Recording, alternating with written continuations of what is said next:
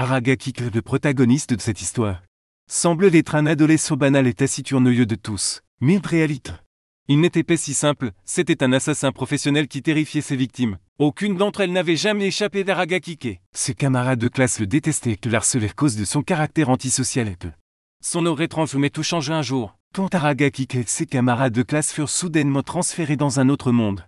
Un monde d'épées de magie. Une messagère mystérieuse leur annonce qu'ils sont tous des héros appelés dans ce monde pour vaincre le roi démon. Et pour une tâche aussi ardue, elle leur confère des super pouvoirs. Et évidemment, Aragaki reçoit le plus puissant de tous, si vous voulez savoir lequel.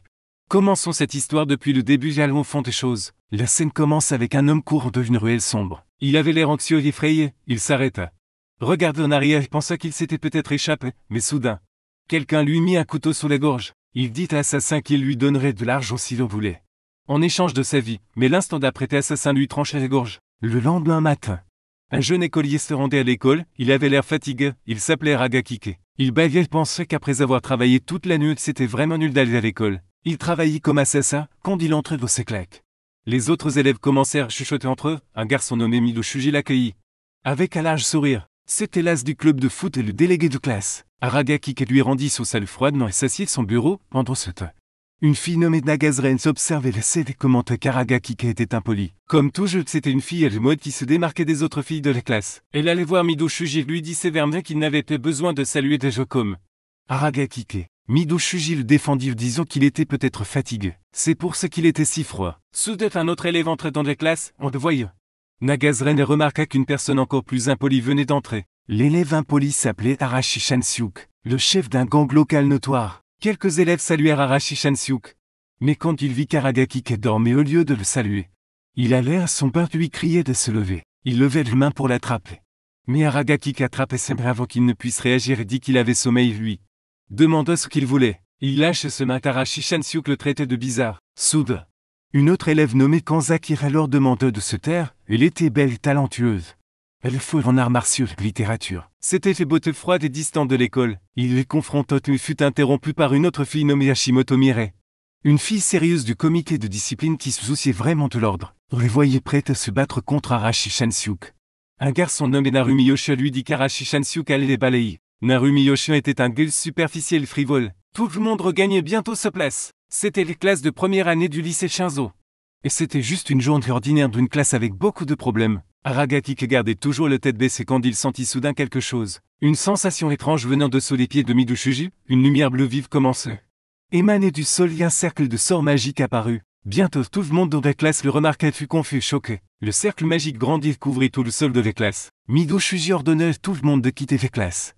Mais Aragaki savait qu'il n'y arriverait pas tant. Bientôt la lumière vive aveugla tout le monde. Ils furent tous téléportés à l'intérieur de ce qui ressemblait à un vieux château. Tout le monde était inconscient sur le sol d'Aragaki fut le premier à reprendre ses esprits. Il remarquait que le bâtiment était en pierre avec plusieurs grands piliers pour se mettre à couvert.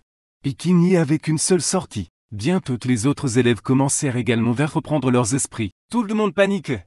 Mais Midou Shuji le calma. Aragaki fut soulagé que Midou Shuji soit quelqu'un qui pouvait empêcher toute la classe de perdre son sang-froid. Arashi Shansyuk se levait et dit qu'il ne pouvait pas perdre de temps. Il demanda à ses deux sbires de le suivre. Aragaki l'arrêtait dit qu'il pouvait entendre des pas venant vers eux de l'autre côté de la porte. Aragaki sentait qu'il y avait un homme et une femme qui arrivaient. Bientôt la porte s'ouvrit et une fille et un vieil homme entrèrent de la pièce. Ils ressemblaient tous les deux à un chevalier et une princesse médiévale portaient des vêtements un peu inhabituels et démodés avec des capes. Les filles saluaient les élèves en disant qu'il était impressionnant que les appelait des candidats héros. Les élèves furent surpris de les voir. Aragaki les analysait tous les deux conclut que l'homme avait le physique d'un utilisateur. Depuis qu'il était également sur ses gardes. Et quant à les filles, il sentait de légers muscles, mais elle lui semblait plutôt normale. Les jeunes filles se présenta comme le Honor, l'archevêque du Saint-Pays de Digrest. L'homme qui l'accompagnait était gay, un chevalier et son protecteur. Arashi Shansyuk lui dit qu'il n'avait jamais entendu parler de ce pays auparavant, lui demanda si elle se moquait d'eux. La jeune fille répondit qu'elle ne se moquait certainement que d'eux. Midou Shuji s'avança et lui expliqua qu'il s'était soudainement retrouvé l'exilité. Donc un peu sur les nerfs. Les jeunes filles commençaient à tout leur expliquer, et elles commençaient par dire qu'il avait été invoqué dans un monde parallèle en tant qu'espoir pour l'humanité afin de vaincre le maléfique roche démon. Ils étaient les candidats héros du monde parallèle. C'était difficile pour les étudiants de croire une chose pareille. Deus dit Arashi Shansyuk de surveiller ses paroles qu'il parlait à la sainte du pays. Arashi Shansyuk ne fut pas décontenancé par ce qui fit dégainer son épée à Geik. Mais Léonore se calma. Arashi Shansyuk saute sur Geus et Aragaki fut stupéfait par son courage. Avant qu'Arashi Shansyuk ne puisse porter une attaque, Geus lance son épée et lui fit une petite coupure à la tête. Son attaque fut si rapide que personne ne les vit. Léonore s'excusait pour son agressivité et dit qu'elle allait tout leur expliquer détail de B pour ceux-là. Ils devaient tous se taire de l'écoute. Son attitude change soudainement, passant du calme à l'effrayant. Elle expliquait qu'à cause de l'invasion du roi démon, l'humanité de ce monde était confrontée à l'extinction. Le pays de Digrest continuait de résister. Mais il n'avait plus le pouvoir d'arrêter complètement l'invasion. Aragaki pensait que l'histoire était assez banale. Elle continuait disant qu'il était le dernier espoir de l'humanité. En entendant cela, les étudiants répondirent qu'ils ne pouvaient te faire ce car ils ne s'étaient jamais battus.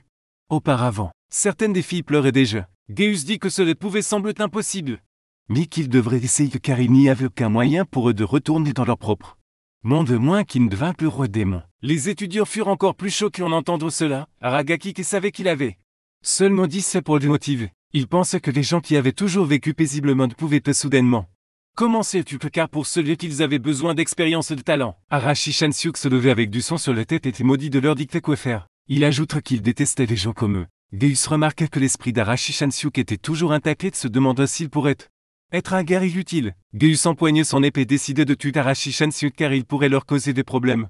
Mais avant qu'il ne puisse faire quoi que ce soit, il vit que Léonore soignait les blessures d'Arashi Shansyuk. Elle expliqua que le pouvoir qu'elle utilisait s'appelait le système et leur avait été accordé par leur dieu.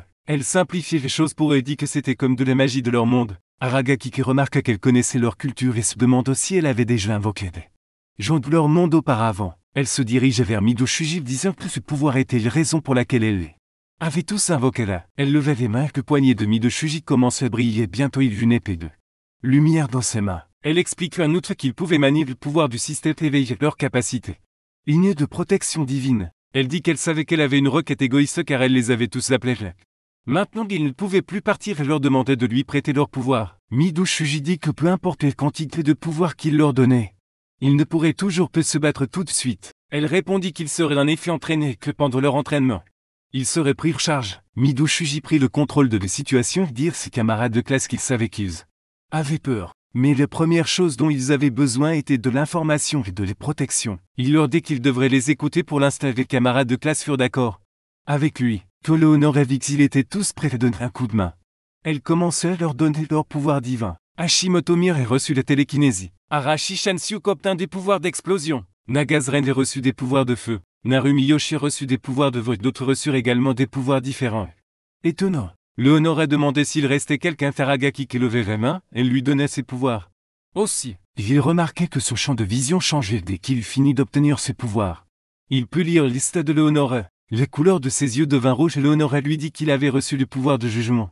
Ce qui était plutôt rare. Le pouvoir lui permettrait de voir les détails de ses cibles. Il essayait ses pouvoirs sur lui-même. Et il fut capable de voir ses propres stats. Arashi Shansyuk essayait aussi ses pouvoirs et se moquait d'Aragaki disant qu'il n'avait eu qu'une nouvelle couleur d'yeux. Aragaki remarqua que les étudiants agissaient avec arrogance. Ils n'avaient même pas beaucoup d'informations sur le monde et leur pouvoir était également emprunté et pouvait être retiré à tout moment. Mais il était détendu parce qu'il avait plein d'autres façons de tuer des gens. Après que tout le monde reçut ses pouvoirs, Léonore alors a dit de se reposer. Le soir que les candidats héros ont été conduits à leur chambre personnelle, Aragaki s'est faufilé par sa fenêtre et recherche de plus d'informations. D'autres des gardes patrouillés parlaient de l'air faible des candidats héros. Ils se moquaient de la façon dont ces gamins étaient choisis pour vaincre le roi démon. L'un d'eux dit que les saints savaient sûrement quelque chose qu'il ignore. Aragaki écoutait toute leur conversation. Il a utilisé son pouvoir de jugement pour vérifier les statistiques d'un des gardes et remarquer qu'il ne connaissait que l'escrime. Il est vite parti et recherche de plus d'informations. Il avait également appris les structures de la ville qui était une ville fortifiée. Il voulait entrer dans le château intérieur mais les portes étaient fortement gardées. Il était donc difficile de s'y faufiler. Il a décidé de ne pas précipiter les choses et de revenir une autre fois, pendant ce temps. Dans un champ vert, Nagazren a cherché un bon endroit avec ses deux sbires. Ils étaient là pour pratiquer leur nouveau pouvoir. Ils ont commencé à conjurer leurs éléments respectifs et à les observer. Tandis que Nagazren était curieuse d'en savoir plus sur toute cette histoire de protection divine. Aragaki se cachait dans un buisson et les espionnait quand il soudainement pressentit une étrange sensation. Les filles ont également entendu un bruit bizarre provenant des buissons. C'était une créature ressemblant à un lézard géant qu'elle était attirée par la magie des filles. Aragaki rapidement utilisé sa magie pour voir les statistiques du monstre et il était choqué par ces statistiques écrasantes. Soudain, le monstre Truji a commencé à chasser les filles. Aragaki conclut que le lézard était fort agressif, mais qu'il ne courait que ligne droite et manquait également d'intelligence. Il lui a lancé un couteau et le couteau réussit à pénétrer sa peau épaisse. Pendant ce temps, Nagazren a trébuché et tombé au sol. Le monstre l'avait rattrapé et était sur le point de lui marcher dessus quand il s'est soudainement arrêté de bouger. Quand les filles ont regardé autour d'elles, elles ont vu un couteau percer sa tête et il saignait. Elles se sont demandé si quelqu'un l'avait sauvé, mais elles ont décidé de ne plus rester. Et elles sont parties. Aragaki n'avait aucune raison de les sauver. Mais sa conscience ne lui permettait pas d'ignorer la situation. Il pensait lui-même que les choses n'allaient pas être faciles par ici si des monstres comme ceux-là se promenaient librement. Il s'était approché du corps du monstre pour ramasser son couteau quand il soudainement sentit quelqu'un près de lui. Il s'est caché derrière le corps du monstre et regardait autour de lui mais n'a vu personne. Il est retourné dans sa chambre aussi pour éviter tout problème, après son départ.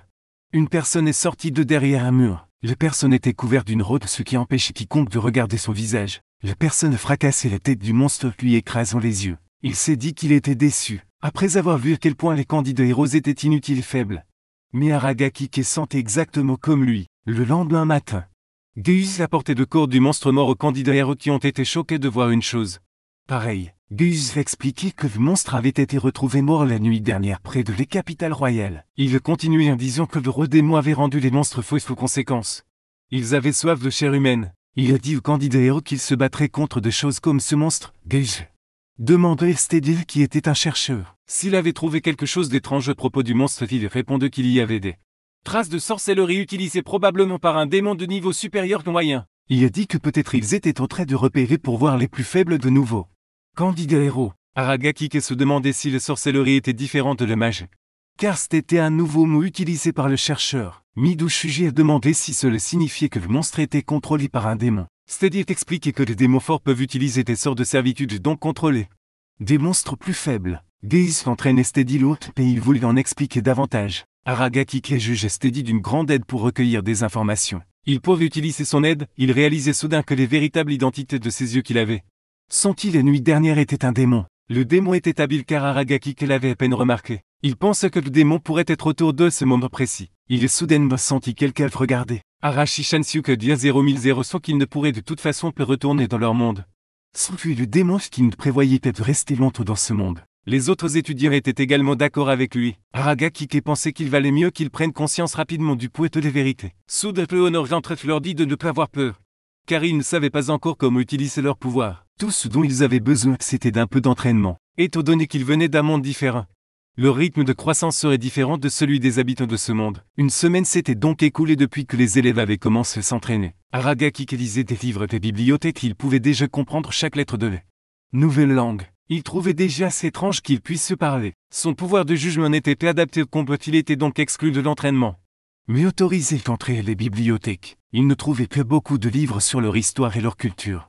Et encore moins sur les démons. Les 5 plus forts d'entre eux étaient Narumi Yoshiro, le contrôleur du vent, Arashi Shansuke avec ses pouvoirs d'explosion, Kanzakira avec sa télékinésie, Hashimoto avec son pouvoir de l'éther, et Nagazren avec ses pouvoirs de feu. Cependant, il y avait une autre personne avec un taux de croissance clairement extraordinaire, Midoshuji. Il est devenu plus fort que les personnes auprès desquelles il a appris l'escrime. Aragaki utilisait son pouvoir de jugement et remarqua que toutes ses statistiques étaient supérieures à la note de alors que les semaines dernières elles étaient inférieures à la note de Souda.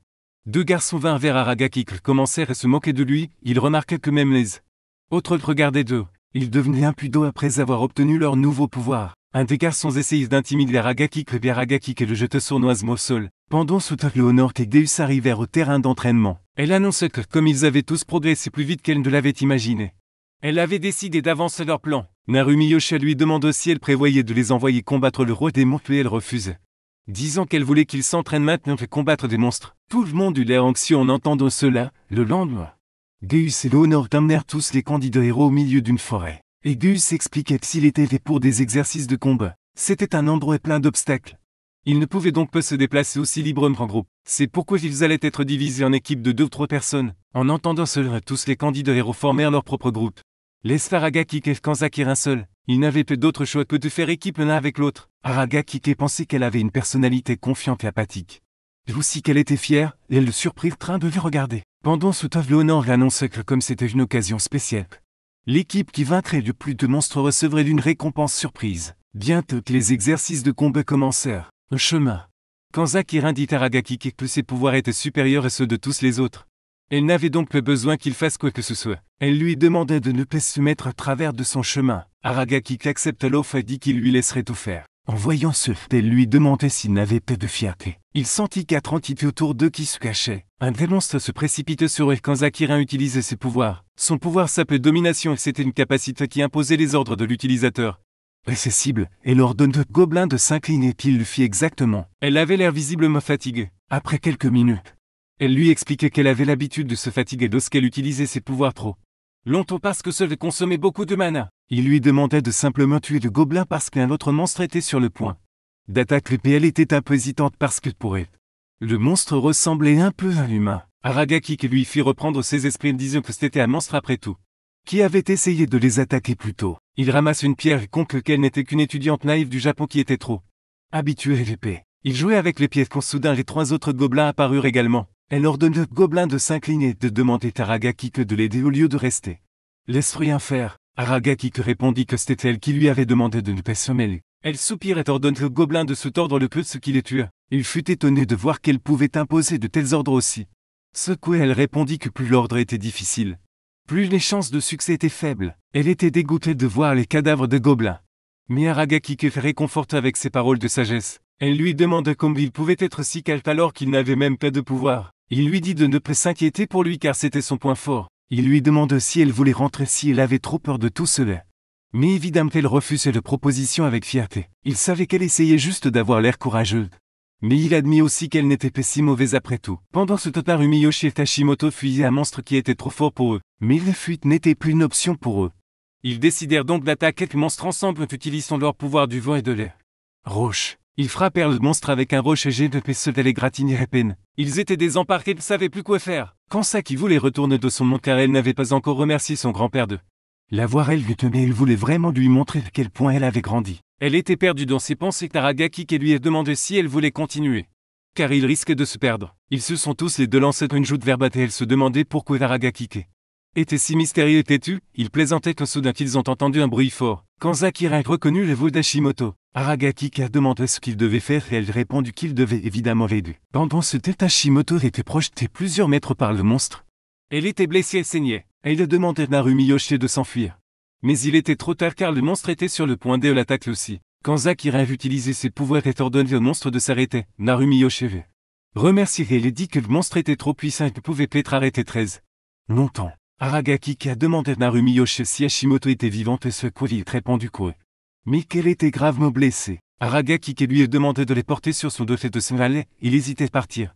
Mais voyez son nez, il est parti. Quand il est parti, Aragaki a utilisé ses pouvoirs pour voir l'est du monstre et était étonné de voir des resté levé de particulier les défenses. Il savait que ses attaques ne lui feraient pas beaucoup de dégâts. Il a également remarqué que c'était un mythe. Il se demandait ce que c'était exactement. Quand Saki criait qu'elle ne pouvait plus le retenir, il lui a dit qu'elle leur avait donné assez de temps. Il devrait s'enfuir aussi. Elle acceptait pour voyant la situation. Mais elle ne pouvait plus utiliser ses jambes car elle avait utilisé toute son énergie pour arrêter le monstre. Voyant à quel point la situation était mauvaise, Aragaki est sorti une grenade fumigène et a déclenché. Cela lui donnait un peu plus de temps pour attraper Kansaki. Il se cache. Elle était un peu troublée d'être portée dans ses bras. Elle lui a demandé ce qu'était le fume vert. Il lui a expliqué que c'était une grenade fumigène qu'il avait fabriquée pendant qu'ils s'entraînaient tous. Il mentait car il y avait de l'équipement sur lui. Avant d'être invoqué comme ce n'était pas grand-chose et il ne voulait pas l'utiliser négligemment. C'était de l'équipement d'assassin de base. Quand Zakira s'était excusé auprès de lui car c'était elle qui avait dit qu'il devrait aller sauver et elle finit par être sauvée elle-même. Aragaki lui a demandé de ne pas s'excuser, mais plutôt de le remercier à nouveau. Une joute verbale s'en suivit. Elle dit qu'il devrait s'enfuir et il répondit qu'il n'y avait pas besoin de ça. Ils ont tous les deux vu Midoshuji et d'autres arriver sur le lieu et sans perdre de temps. Ils attaquent l'ours pour avoir blessé ses amis. Midoshuji rapidement attaque le monstre et lui a blessé les mains. Nagazren saute et il a utilisé ses pouvoirs de feu sur le monstre. Mais cela ne semblait pas l'affecter beaucoup sauf pour le ralentir. Ils ont de nouveau sauté sur le monstre pendant que quelqu'un les observait de loin. C'était un démon assassin vétéran nommé Delphi. Delphi sourit s'est dit que le monstre blindé ne pouvait pas battre les candidats héros. Cause de leur croissance rapide. Il aimait leur caloute, surtout celui de Midoshuji. C'était censé être une mission de reconnaissance mais il était temps de changer les plans. Il décidait de les éliminer. Pendant ce temps, Midoshuji et les autres ont réussi à vaincre le monstre. Delphi et Souris étaient sur le point de les attaquer qu'au soudain. Il a été arrêté par un poignard sur son cou. C'était Aragakik. Delphi était stupéfait d'être pris comme ça. Il était stressé de se demander comment Aragakik avait pu se faufiler derrière lui. Il avait besoin d'un moyen de s'échapper rapidement. Aragakik lui vint tailler les jambes et les jeter au sol. Il lui a demandé de ne pas faire de bruit car il ne voulait pas que Midoshuji et les autres le remarquent. Aragakik a dit que s'il répondait à certaines de ces questions, alors il le laisserait partir. Delphi n'était peu prêt à abandonner. Mais il n'avait pas d'autre choix car Aragakik avait le dessus. Aragakik se demandait si la personne qu'il observait l'autre soir était bien lui. Aragakik a dit qu'il savait qu'il était surveillé et que c'était son plan de laisser Midoshuji les autres se battre afin qu'il puisse être attiré. Le coup au coup. Aragakik dit qu'il avait besoin d'informations car cela ne faisait peu longtemps qu'ils étaient venus doucement et qu'il devrait lui dire tout ce qu'il lui demanderait. Delphi sourit et refuse. Mais Aragakik lui est également taillé des méfaits dit qu'il serait plus facile s'il coopérait. Delphi lui dit de ne pas le sous-estimer et se disant qu'il a consommé du poison qu'il portait.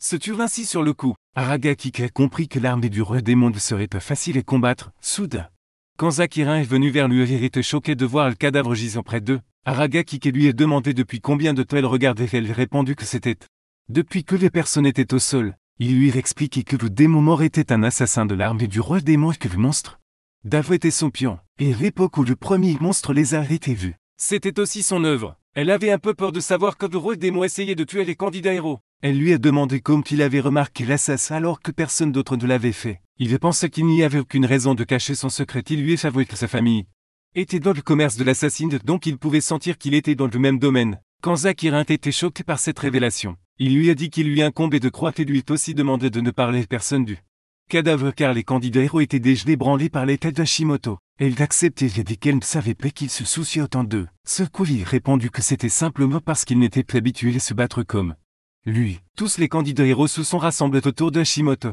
qui était gravement blessé et allongé sur le sol. Une étudiante nommée Kanore qui avait des pouvoirs de guérison s'était assise près d'elle et utilisait ses pouvoirs pour le soigner. Tout le monde était stupéfait de voir ses pouvoirs. Il annonçait que Hashimoto serait guéri dans environ 1 heure. Les candidats héros louaient Midoshuji pour avoir vaincu le monstre. Soudain, le Honor et Geus sont entrés et les candidats leur ont demandé qu'ils étaient tous tués.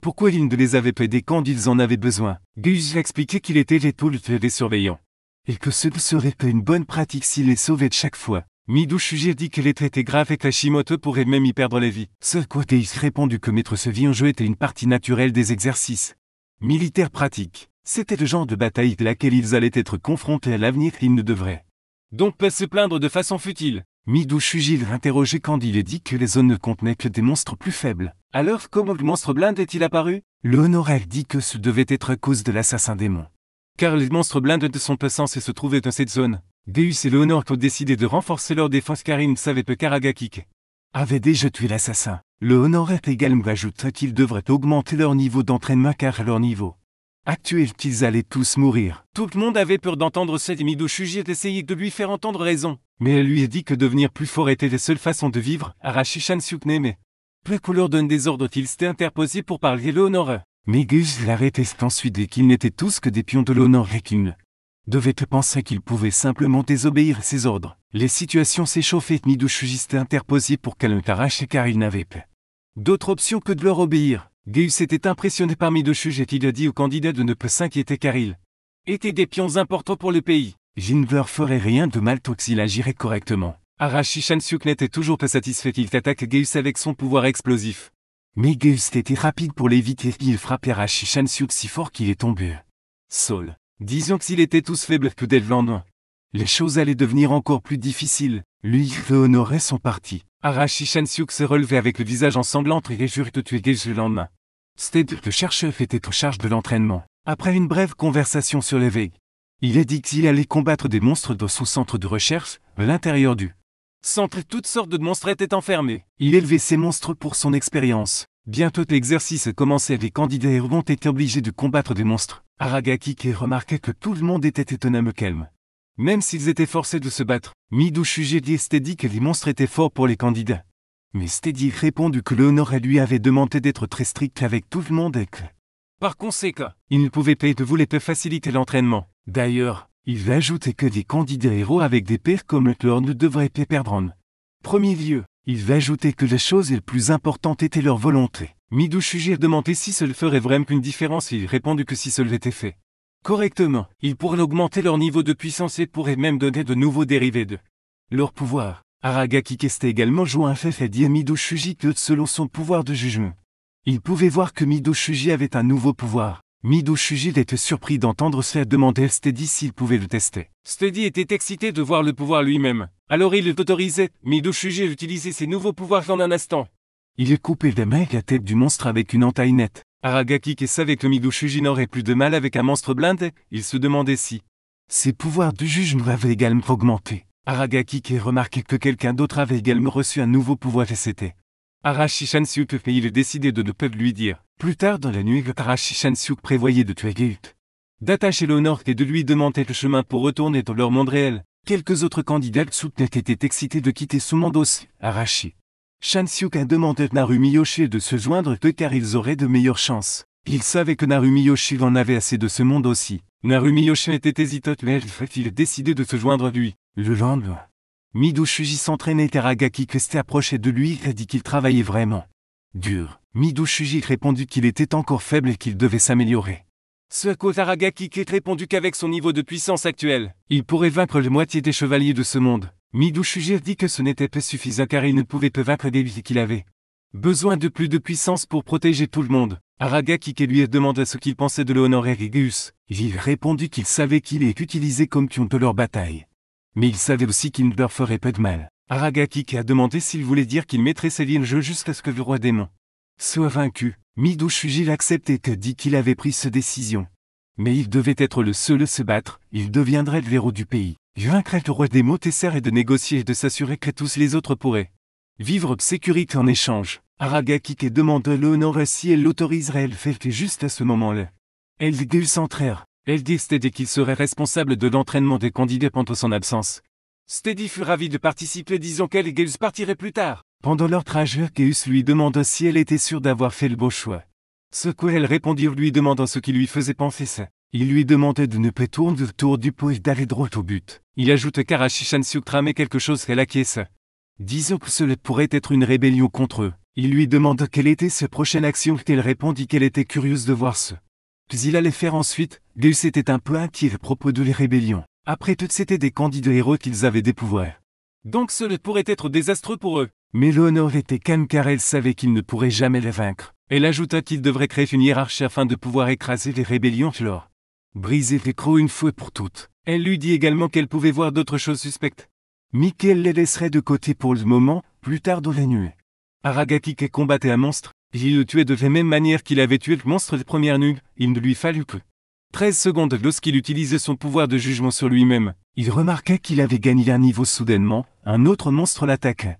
Mais il était coriace et ses lames ne pouvaient pas le percer. C'était le moment idéal pour tester ses nouvelles compétences. Il utilisait son nouveau pouvoir qui pouvait détecter le point faible de la cible. Après avoir détecté le point, il tua le monstre en un clin d'œil. Ce n'était plus une mauvaise compétence. Mais il en avait besoin de plus pour survivre dans ce monde, il devait devenir encore plus fort. D'autres monstres l'attaquèrent-ils et vainquit trop facilement. Il avait besoin d'un sujet de test plus grand pour tester sa compétence. Il entendit des plumes vit quand Zakira lui demanda ce qu'elle faisait les si tard dans la nuit. Il répondit qu'elle le cherchait car il n'était pas dans le dortoir. Il lui demanda de partir car le fort était un endroit dangereux la nuit. Il avait l'habitude de se battre la nuit mais elle non. Elle le fit taire et lui demanda ce qu'il faisait de toute façon. Il lui dit qu'il testait ses nouveaux pouvoirs. Elle lui demanda quel était son nouveau pouvoir. Mais il commençait à taquiner telle la voix qu'elle s'inquiétait pour lui. Lorsqu'elle fut confrontée, elle rougit et commença à trouver des excuses. Il parlait quand soudain il virent de la fumée s'élever à une certaine distance. C'était un incendie de leur dortoir était en feu. Ils coururent tous les deux et virent d'autres candidats combattre des monstres. Narumiyoshi dit qu'il était heureux de les voir tous les deux. Il dit que lorsqu'il s'était réveillé qu'il avait vu le feu et le monstre. Aragaki Keste dit que c'était l'œuvre d'un humain que le chef devait être proche. Il leur dit de trouver et d'attraper celui qui avait fait ça. Steady apparut au sommet du bâtiment lors dès que leur jugement était bon. Aragaki Keste dit qu'il se demandait comment le monstre était apparu mais maintenant tout était clair. C'étaient tous des monstres de son laboratoire. Il leur avait également donné des médicaments pour devenir plus forts car ils étaient trop faibles pour être utiles. Aragaki Keste lui demande quel était son objectif et quel avantage il tirait de tuer des candidats. Il leur dit que c'était un ordre direct non. On lui avait dit de détruire les candidats même si cela signifiait jeter ses positions actuelles. Il sourit dit qu'il n'avait rien contre eux mais qu'il devrait les tuer tristement. Ils demandèrent si c'était l'ordre de l'honneur mais il les niait en disant bien sûr que non. Car ce n'était plus l'ordre de cette renarde. C'était l'ordre du roi démon. Il était l'espion du roi démon. Il dit que s'il faisait bien son travail, on lui offrirait également le poste de chercheur là-bas. Aragaki lui demanda s'il était tombé si profondément dans les ténèbres que Tosuki. L'intéressé était de faire des recherches sur des monstres de haut niveau. Steady dit que le monstre était bien au-delà de la compréhension humaine. Il ordonnait à ces monstres de les attaquer quand Zakirin utilisait ses pouvoirs pour les arrêter. Mais ce fut inutile. Comme ils brisaient rapidement son sort, ils l'attaquèrent. Aragaki sautait de les sauver, cela excitait beaucoup Steady car il était émerveillé par ses pouvoirs. Aragaki continuait de tuer les autres monstres. Il en tuait près d'une douzaine. Steady était maintenant furieux car Aragaki n'avait même pas un pouvoir fort au départ. Il utilisait son pouvoir de jugement sur Steady et vit que toutes ses statistiques étaient médiocres. Mais ce qui attirait le plus son attention, c'est qu'il avait lui aussi des pouvoirs de domination comme Kanza Kirin. Mais encore plus fort, et c'était la raison pour laquelle le pouvoir de Kanza Kirin était annulé. Steady fut ébranlé et il utilisait quelque chose qu'il ne voulait plus utiliser. Mais il n'avait pas le choix. Il dit à Aragaki qu'il saurait bientôt ce qu'il avait utilisé. Aragaki sautait pour l'attaquer car il ne voulait pas perdre de tête, mais soudain, un dragon rouge cracha du feu sur lui. C'était l'atout maître de ce Jeidi. Le dragon commença à leur lancer le rocher. Aragaki demanda à Narumi Yoshi de prendre Kanza Kirin et de partir car les prochaines attaques allaient arriver. Aragaki utilisait de nouveau son pouvoir pour localiser le point faible du dragon. Qui était son coup, il essayait de le couper.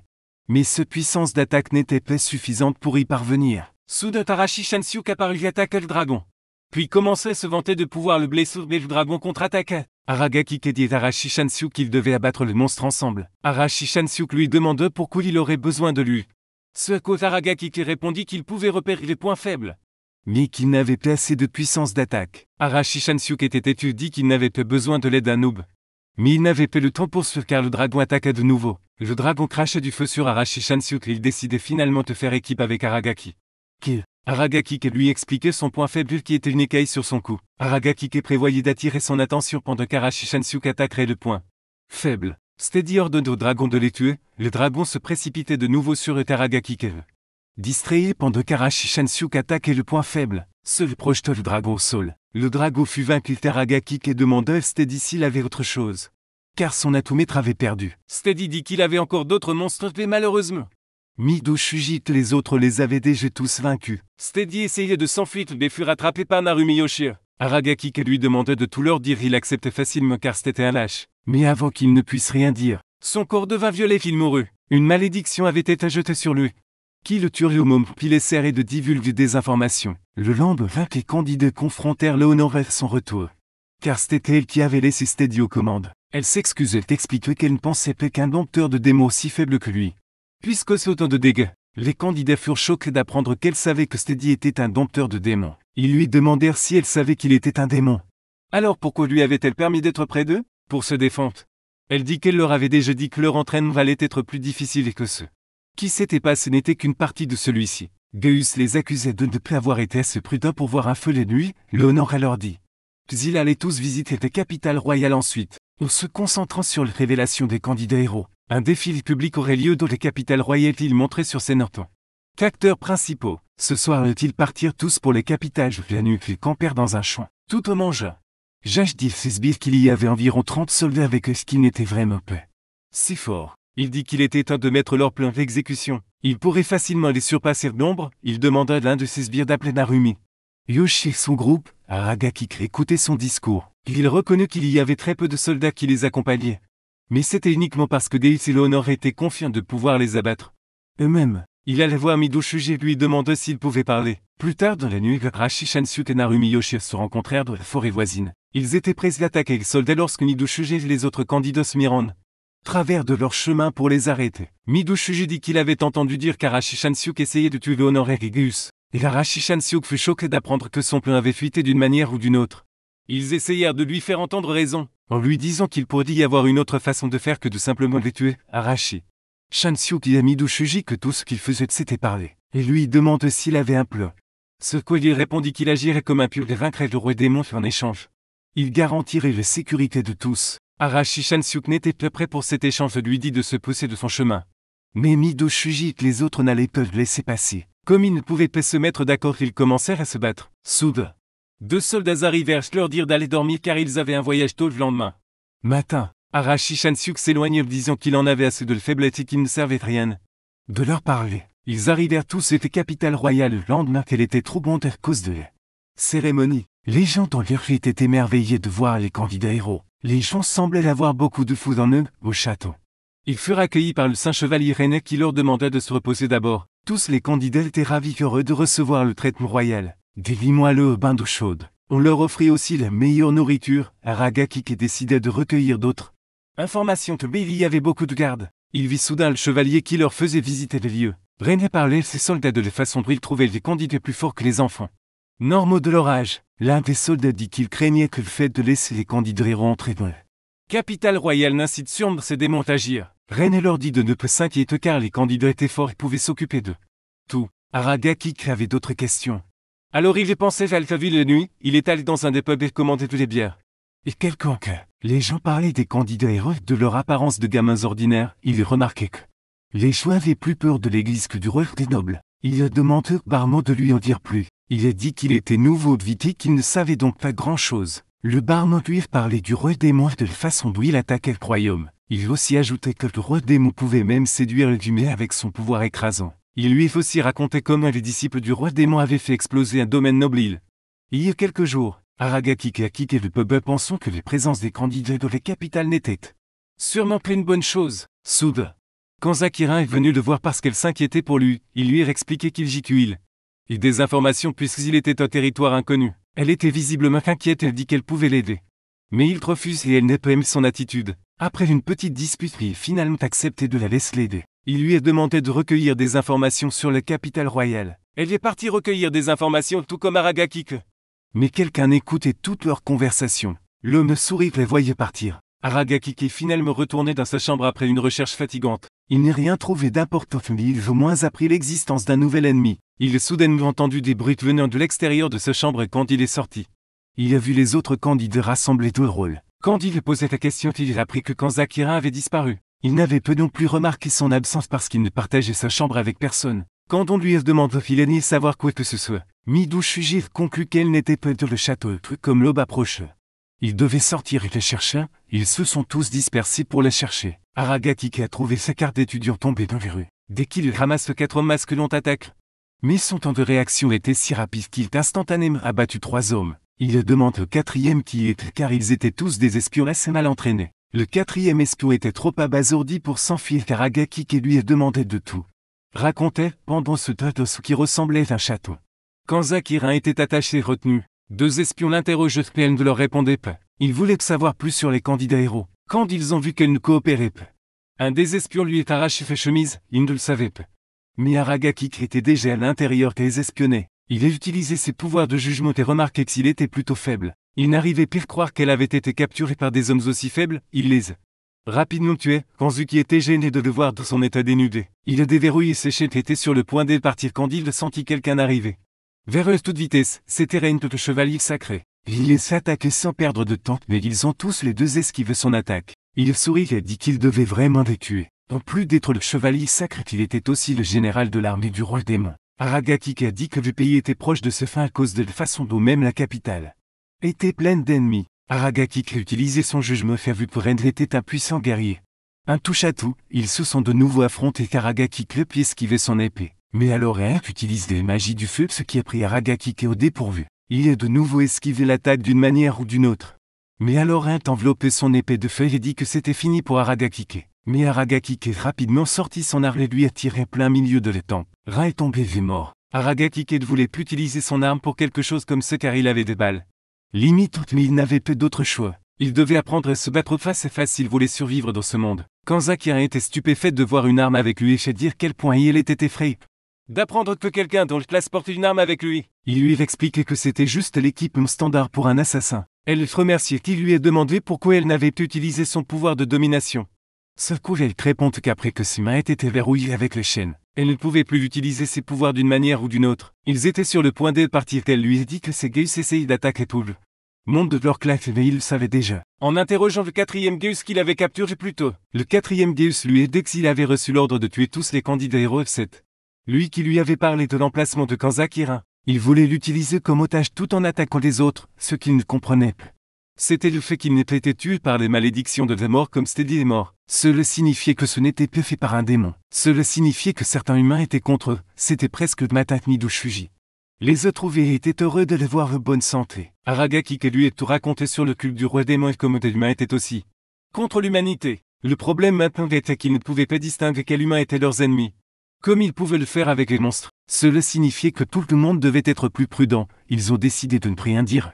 Le honorer car elle leur dirait simplement de s'en occuper eux-mêmes. Ils ont donc fini par décider de rassembler tout le monde et de décider d'une ligne de conduite. Soudain, une fumée est apparue autour d'eux, ils ont vite été encerclés par d'autres membres du culte. Ils se sont tous préparés à se battre. Non seulement ces trois-là, mais tous les autres groupes de candidats étaient également cernés par les hommes. Aragaki a lu qu'il y en avait 6 et que leur strength était évidemment inférieure à celle de Renif, mais ils étaient quand même forts. Les 6 hommes ont tous sauté sur eux, quand Zakira a utilisé ses pouvoirs pour les arrêter. Aragaki leur perçait les têtes avec des couteaux aiguisés. Les turent ainsi instantanément. Midoshuji était un peu stressé de voir ce car c'étaient tous des humains après tout. Midoshuji a essayé de discuter. Mais Aragaki l'a fait taire disant qu'ils étaient des ennemis fin de compte. Un membre du culte restant attaque Midoshuji et il essayé de raisonner avec lui. Mais le membre du culte dit qu'il ne faisait que servir son maître. Quand Zakira était prêt à utiliser à nouveau ses pouvoirs. Mais Aragaki est arrêté en disant qu'il voulait que Midoshuji tue l'homme. Midoshuji casse l'épée de l'autre et lui demandait de se rendre s'il voulait vivre. Mais l'homme était trop têtu, il fait attaquer Midoshuji. Blessant ses mains lors d'une contre-attaque, Midoshuji tailla de son corps, l'homme gémissait. Et Midoshuji voulait le laisser pour mourir, mais Aragaki lui a dit de l'éliminer la même. Sinon il pourrait être une menace. Midoshuji était réticent. Mais il finit par faire exactement ce qu'Aragaki lui avait dit de faire, pendant ce temps. Arashi Shansyuk et ses sbires ont également vaincu tous les hommes. Le dernier homme était impitoyablement tué par le pouvoir d'Arashi Shansyuk. Nagazren et les autres avaient du mal à tuer d'humains à l'exception de Nagazren. Les autres filles se blessaient. Soudain, le Honor est apparu sur les lieux et a demandé si elle devait leur donner les notes de passage. Les hommes se sont mis au colère quand ils ont vu le Honor et fait le déc puisqu'il était 16. Candide, il fallait s'attendre à ce qu'elle vienne les aider, alors qu'il était en danger. L'un des hommes a dit qu'elle n'avait même pas son couteau avec elle, alors comme ferait-elle? Elle les raille disant qu'ils n'étaient qu'une bande d'amateurs séduits par le roi démon. Et elle ne les considérait même pas comme des ennemis au premier lieu. Tous les hommes ont sauté sur elle en même temps et elle a utilisé son pouvoir de domination pour les coller tous au sol. Les hommes ne pouvaient plus bouger. Nagazren a dit que ses pouvoirs étaient comme ceux de Kanzakira. Mais le Honor lui a demandé de ne pas comparer ses pouvoirs à quelque chose comme ça. Car ses compétences de domination étaient supérieures à tous les niveaux. De la portée et les puissances, Nagazren lui a demandé pourquoi elle les avait sauvés. Ce coup, elle a répondu qu'elle avait mentionné qu'elle donnerait une note de passage. Ils l'ont tous remercié de les avoir protégés. L'un des hommes a tenu sa robe et lui a demandé de ne pas les ignorer et de les libérer. Elle a baissé les yeux et s'était excusée auprès de l'eau car il était toujours en vie. Elle a ensuite utilisé son pouvoir de domination sur tous les candidats et leur ordonné de tuer. Les hommes allongés sur le sol, leurs corps ont commencé à bouger tout de suite. Ils ont tous tué tous les hommes contre leur volonté. Téléphone était du pouvoir de Leonora. Aragaki et Kanzakira regardaient tout se dérouler de loin et Kanzakira était étonné de les voir capable de contrôle d'autant de personnes de fois. Sa portée et sa puissance étaient complètement à un autre niveau, 12 heures après l'attaque. Tous les candidats se sont de nouveau réunis dans le rôle. Beaucoup d'entre eux étaient dans un assez mauvais état de choc. Narumi Yoshi a dit qu'il ne la laisserait pas sortir car elle avait fait tuer tous les candidats contre leur volonté. Midoshuji se blâmait de ne pas être arrivé plus tôt. Mais Aragaki leur a expliqué que cela n'aurait fait aucune différence, car aucun d'eux n'était actuellement assez fort pour résister le Honor. Aragaki savait pertinemment que depuis que le général de l'armée démoniaque avait été vaincu, il ne serait pas en mesure de faire un mouvement pendant un certain temps. Il vint ensuite demander à Kanzakira de venir avec lui. Elle lui a demandé de but, il lui a dit qu'afin de trouver un moyen de faire face à la magie de domination de le Honor, il voulait l'aide de quelqu'un qui avait des pouvoirs similaires aux siens. Il lui a ensuite demandé de le dominer avec ses pouvoirs, en entendant cela. Elle était troublée et toute rouge. Le lendemain, après avoir repoussé les membres du culte, le royaume a organisé un grand défilé célébrant l'invocation des candidats héros. C'était la preuve que les candidats héros avaient démontré leur pouvoir lors de leur bataille contre le culte du roi démon. Ils ont été accueillis et ouverts par les citoyens de la capitale royale. Lorsque tous les candidats se sont réunis, le Honor alors a dit qu'elle est morte et qu'il retourne à la cité du temple Alpha. Aragaki explique aux autres que c'était le nom de la ville qu'ils avaient été invoqués. Pensait qu'elle était sous le contrôle de Leonora. Il a demandé à Leonora si elle ne venait pas avec eux aussi. Elle répondu qu'elle avait encore des affaires à régler. Elle allait donc le laisser tous sous la garde de Geus. Nagazren a dit qu'il souhaitait pouvoir revenir, mais leur dortoir avait été incendié. Nagazren remarqua que l'une des filles avait le visage rouge et était incapable de répondre aux questions. Elle avait trop peur de Leonora. Leonora partit avec un sourire narquois et tous les candidats lui en voulaient. Bientôt, Geus emmenait tous les candidats avec lui vers leur destination. La nuit, ils campèrent tous Arashi Shansyuk et les autres retournèrent dans la forêt. Quand Zakirin demandait à Aragaki s'ils allaient vraiment le faire cette nuit, il répondit que l'honneur n'était pas vrai, que tous les soldats étaient faibles, et que c'était donc la meilleure occasion de tuer Geus. Dans ces conditions, il n'avait aucune raison de les arrêter, qu'il se contenterait de profiter du spectacle. Pendant ce temps, Narumiyoshi avait emmené Geus au plus profond de la forêt, disant qu'il avait vu un monstre. Géo. Geus tombait de son piège car le route menait des capitales royales un monstre qui rôdait dense. Le parage était dangereux. Soudain Tarashi Shansyuk attaque Geus par derrière avec toute sa puissance. Geus ne s'attendait pas à l'attaque et encaisse donc le coup et commence à saigner. Arashi Shansyuk lui dit que même sa meilleure attaque ne pouvait pas le tuer. Geus n'était pas stable sur ses jambes. Il marchait soudainement sur une mine terrestre qui explosa. Arashi Shansyuk sourit et dit que c'était un piège qui lui était destiné. Geus utilisait du mana pour se défendre, mais il fut quand même gravement blessé. Geus dit qu'il était déçu de lui car il ne s'attendait pas à ce qu'il lui tende une embuscade de le sorte. Soudain, tous les autres membres du groupe d'Arashi Shansyuk encerclèrent le vieil homme. Voyant la gravité de la situation, Geus lança une boule de lumière dans le ciel qui agissait comme un feu d'artifice, quand Zakirin et Aragaki qui virent aussi cela de loin. Et Aragaki qui remarqua à quel point Arashi Shansyuk avait gâché la situation. Les boules de lumière étaient un signal de détresse et les soldats les virent et se dirigèrent vers cette direction. Ils ne purent pas atteindre l'endroit car Aragaki s'est mis à travers de leur chemin et les tuait. Tous, pendant ce temps, Geus se faisait battre par les candidats. Ils pouvaient à peine suivre leur rythme et leur pouvoir. Bientôt qu'il perdit un bref et tête rouge de sang. Arashi Shansyuk le complimente en disant qu'il était coriace pour son âge. Narumiyoshi leur parle du signal de détresse et dit qu'il essayait de gagner du temps. Mais Geus répondit qu'il n'y avait plus besoin de ça. Le Honor entrait avec son sourire habituel et dit que Geus était vraiment acculé. Les candidats furent choqués de le voir, ou même Monotemi Doshuji. Nagazren et d'autres candidats virent quand Zakirin utilisait son pouvoir de domination pour ligoter des soldats. Elle leur dit qu'elle suivait les ordres. Mais ils n'y crurent pas car ils savaient qu'elle n'était pas du genre à suivre les ordres de quelqu'un. Aragaki qui arrivait leur dit qu'elle suivait ses ordres. Midoshuji fut à nouveau stupéfait d'apprendre qu'il avait tué les gardes. Il expliqua qu'Arashi Shansyuk avait déjà fort à faire avec Geus. Alors il s'était occupé des gardes. Midoshuji et les autres comprirent tout maintenant. Midoshuji lui demanda s'il avait fait équipe avec Arashi Shansyuk, ce quoi il répondit qu'il faisait juste ce qu'il voulait faire. Aragaki lui dit qu'il devrait chercher Arashi Shansyuk plutôt que de l'embêter. Midoshuji et les autres partirent à la recherche d'Arashi Shansyuk et des autres. Le Honor a dit à Geus qu'il était en train de perdre, il l'accepta disant qu'il ne pouvait pas lutter contre sa vieillesse après tout. Arashi Shansyuk dit qu'après tout ce qui s'était passé, il n'allait pas rentrer la queue entre les jambes et s'enfuir. L'un des candidats lui demanda si ce n'était pas elle qui les contrôlait. Le Honor répondit se leur disant qu'il y avait aussi d'autres conditions qui devaient être remplies. S'ils avaient une grande réserve de mana pour résister, ce ne serait pas si efficace. Mais pour ceux qui comptaient toujours sur leur pouvoir et n'étaient pas habitués à contrôler leur main, qu'il était facile pour elle de contrôler tout le monde. Arashi Shansyuk le traitait de lâche et le défiait de les combattre de front. Elle sourit et dit qu'elle s'occuperait d'eux elle-même. Elle ajouta qu'elle lui briserait les crocs. Arashi Shansyuk lui sauta dessus et l'invoqua rapidement un énorme bloc de pierre et l'envoyait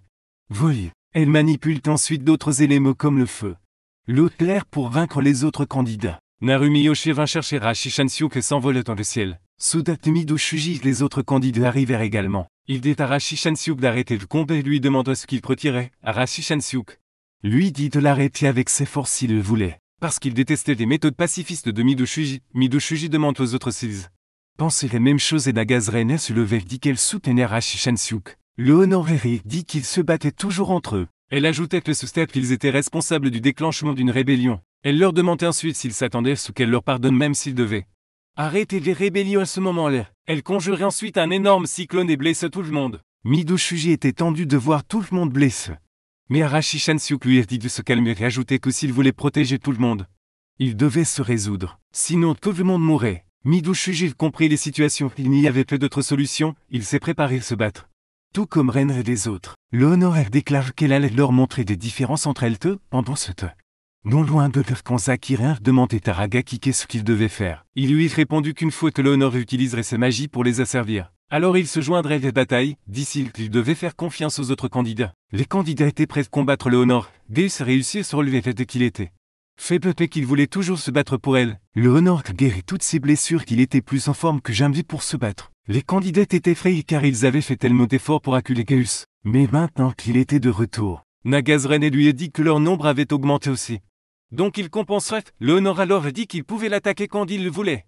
Pour effet bataille serait un test. Et il t'ajoutait que s'il ne pouvait te gagner contre elle, alors il ne pourrait pas être des héros après tout. Bientôt, le combat commence et Geus remarquait qu'il était difficile de combattre Midoshuji avec son Épée magique. Le Honorer utilise des magies de loup pour attaquer Midou Shuji.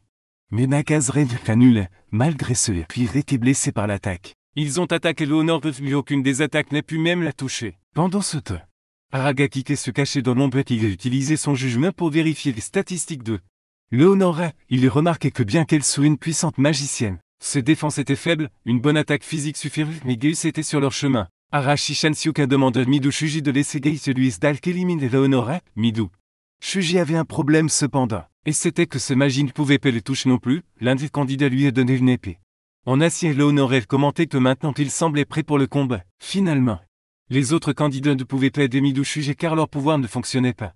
Sur elle qu'il ne pouvait pas aider Arashi Shansuke non plus, car il se battait corps à corps. Arashi Shansuke était capable de tenir tête à Geus parce que, bien qu'il était guéri, son endurance était encore faible, mais il ne pouvait pas non plus utiliser cette puissance explosive, donc c'était encore égal. Le Honor utilisait des attaques à distance sur Midou Shuji afin qu'il ne puisse pas s'approcher d'elle avec son épée. Il devait y avoir quelque chose qu'il pouvait faire pour s'approcher et vaincre, mais il ne savait pas quoi. Le Honor sourit et dit que c'était prévisible de la part de Midou Shuji car il y avait très peu de gens dans le pays qui pouvaient esquiver ses attaques. C'était toujours une bataille sens unique puisqu'il n'était pas assez proche d'elle. Il ne pouvait même pas compter sur les autres candidats. Midou Shuji s'est précipité sur elle de pleine vitesse et annule ses attaques de vent. Elle utilisait des attaques de terre et de feu aussi, mais il les a esquivées. Elle remarquait qu'il utilisait inconsciemment la magie comme une armure, ce qui signifiait qu'il grandissait si peu de temps. Elle avait un peu peur de lui, mais elle réussit à le repousser avec ses pouvoirs. Pendant ce temps, Arashi Shansuke ne pouvait plus compter sur ses pouvoirs et se demandait ce qu'il pouvait faire pour battre Geus. Geus lui entaille l'abdomen d'un seul coup. Arashi Shansuke était en colère contre lui-même de ne pas être capable de vaincre un vieil homme. Il s'était agenouillé sur le sol et Geus lui a dit que c'était aussi loin qu'il pouvait aller sans ses pouvoirs. Arashi Shansuke lui a dit qu'il était censé être fort. Il est ensuite frappé si fort que le vieil homme est tombé au sol, seigneur à nouveau. Il a gagné. Pendant ce temps, Midou Shuji pensait qu'il devait gagner. Sinon ses amis devraient souffrir. Il s'est levé, une aura menaçante et l'entourait. Le Honorer remarquait son endurance étonnante, mais était plutôt détendue car elle savait qu'il ne pouvait plus s'approcher d'elle. Elle avait tort car en un clin d'œil, Midou Shuji était juste devant elle. Il réussit à lui entailler les mains. C'était impossible selon elle, elle n'avait pas le temps de réfléchir, car maintenant Midou Shuji était juste derrière elle, et il réussit à utiliser des pouvoirs d'eau pour le repousser, d'une manière ou d'une autre. Elle a compris qu'il avait acquis des pouvoirs de mouvement instantané. Il a de nouveau utilisé son nouveau pouvoir et était à seulement 1 centimètre de lui tranche-cheveux. Tout quand soudain elle lui ordonnait de s'agenouiller. Il ne pouvait pas bouger et elle sourit et dit qu'elle ne voulait pas l'utiliser. Mais elle n'avait pas le choix. Aragaki remarqua qu'elle avait finalement utilisé son athlétisme et demandait quand Zakirin de bouger. Le Honor sourit et dit qu'elle ne s'attendait pas à utiliser la magie d'esclavage. Mais Midou Shuji y avait force. Il était allongé ses pieds comme une statue. D'autres candidats se sont précipités pour sauver Midou Shuji.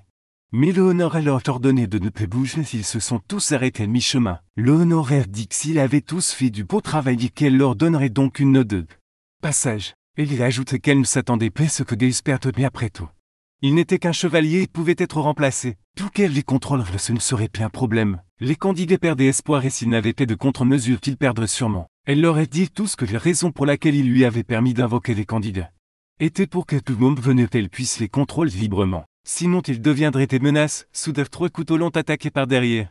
Mais elle les a facilement esquivés et dit qu'elle savait qu'il se cachait tout le temps. C'était Aragaki qui répondit qu'il était surpris qu'elle prête attention à quelqu'un d'aussi ordinaire que lui, et elle dit que depuis le début il y avait quelque chose d'étrange chez lui. Elle a dit qu'elle était déçue de lui parce qu'elle ne s'attendait pas à ce qu'il se lance dans une bataille perdue d'avance comme ça. Elle lui ordonnait de ne pas bouger, il était lui aussi sous son sort, et expliquait sa magie. Quand soudain une balle le touchait à l'épaule, elle fut surprise de constater qu'il pouvait bouger et tirer même sous son sort. Elle lui demanda comme il faisait car elle était sûre d'utiliser sa magie sur lui. Il lui tirait à nouveau dans l'abdomen et elle ne comprenait pas quelle arme c'était. Car les armes de feu n'existaient pas dans son monde. Ce défense ne pouvait te suivre. Il lui expliquait ce qu'était une arme de feu, lui dit aussi qu'il n'avait que quelques balles et qu'il ne voulait pas les utiliser. Elle utilisait cette puissance de feu, mais seule ce robe fut touchée par le feu, il n'était plus là. Le seconde suivante, il se tenait juste derrière elle avec son arme pointée sur sa tête. Il dit qu'il savait qu'elle n'était plus une bonne combattante au corps à corps et que sa magie d'asservissement ne fonctionnait pas non plus sur elle. Elle était choquée dans le déni. Aragaki avait joué à Paris qu'il avait gagné. La raison était quand Zakirin, cette nuit il était quand il demandait quand Zakirin de le dominer.